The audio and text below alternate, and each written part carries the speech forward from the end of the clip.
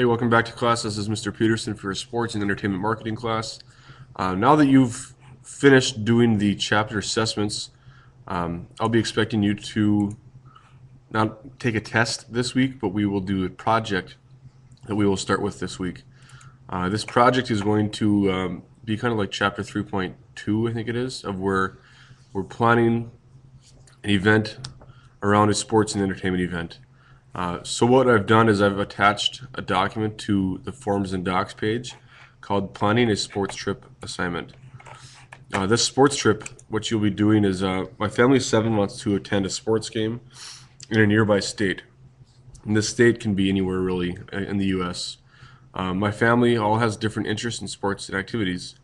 So you need to know how much money to set aside for the trip, since it was my idea, or I need to know how much the trip was, or how much the trip will cost, because it was my idea. And since it was my idea to go on this family trip, my family's put me in charge of the budget. So this is what you'll be doing. You'll be planning the budget for this trip. My family can all afford to help pitch into the trip, so cost isn't much of a concern, but we would all prefer if we could get the total bill to be no higher than $6,000. Since we all have jobs, we can take a maximum of 3 days off work. These 3 days will be a Wednesday, a Thursday, and a Friday that we can take off work. So this trip's going to be 1 day of travel, which will probably be Wednesday, to the site, 3 days of activity, which will be Thursday, Friday, Saturday, and then 1 day of travel back home. In this assignment, I've included information about each of the family members, my father, mother, sister and brother-in-law, my brother, myself, and my younger brother. Make sure you read through that and take that into consideration when you're planning this trip. And then the assignments are on the bottom. It says this project will be due on Wednesday, October 5th. And here are different things that you need to do in order to complete this assignment. So using the internet, find ticket prices, parking prices, and prices for snacks or souvenirs at the arena if you're going to be taking us to a game. Can I take public transportation and save a parking fee? How much would the fares be? What an idea, or actually more of a suggestion for you, is to include as much detail as you can. Never assume things.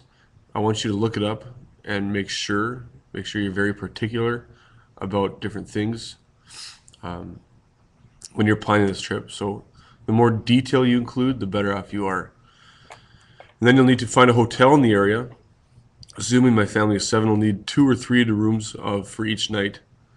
How much will these rooms cost? What amenities will this hotel have? Amenities are like your swimming pool, if there's a fridge in your room, if there's a microwave, if there's continental breakfast, if there's free parking. What different things will I get along with staying at this hotel that I won't have to pay for?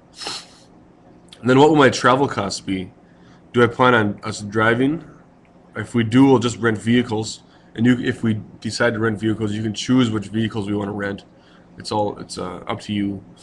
How much gas will I need to get there to the game and back? How much will this all cost? If you choose to fly us, what will the flight costs be, and what are the travel times going to be, or the departure? Do we have a layover anywhere? What time will we arrive? Things like that. Will we need a cab or a taxi to take us from our hotel to from the airport to our hotel? Plan to leave home early, leaving Wednesday morning, and then we will return Sunday at any time.